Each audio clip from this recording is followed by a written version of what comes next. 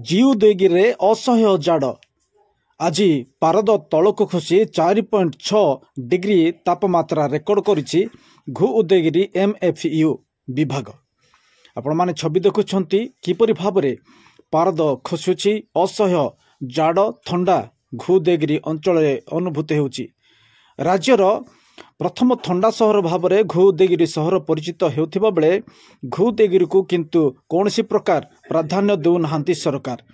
एहिपरि स्थले घु उदयगिरी 4.6 तापमात्रा रहिथिबा बेले आज आपण माने छवि देखुछंती गाई माने मध्य थंडारो बर्तिबा पई नियार आश्रय नउथिबा देखिबाको मिलिछि सहर मध्यरे।